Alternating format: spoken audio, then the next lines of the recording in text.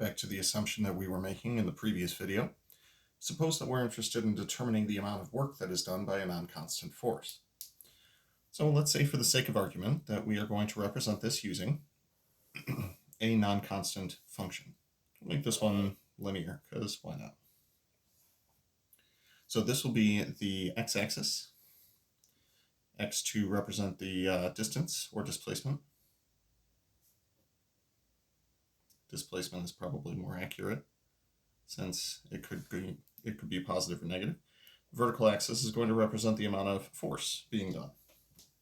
Now suppose that we want to calculate the amount of work done as we go from a certain point to a certain point. So we apply a force. Eventually we're applying more force as we're moving this thing wherever it needs to go. Now it should be pointed out that the definition of work was equal to the force multiplied by the displacement.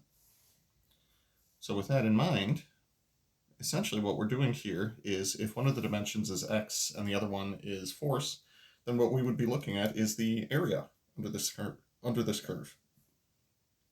Now that also assumes that we have a constant force at work. So what we're going to do is we're going to take this interval, we're going to break it up into a bunch of little tiny subintervals, and on any of these particular subintervals, what we're going to do is assume that the force is constant. Now, force being constant in this picture would simply be represented by a little horizontal line segment. So this would represent a constant force multiplied by a distance, or displacement, which of course represents the amount of work done on that interval.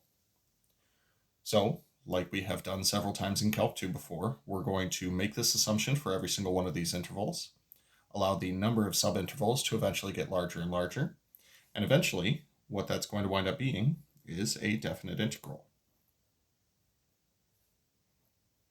So the amount of work that is done is going to be the definite integral from a to b of your force function. I shouldn't write equals there, that's not what I mean. So this is where f of x represents the amount of force applied as a function of displacement.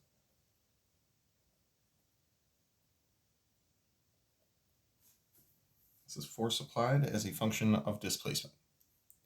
What we'll do in the next video is introduce a concept where we're applying a non-constant force.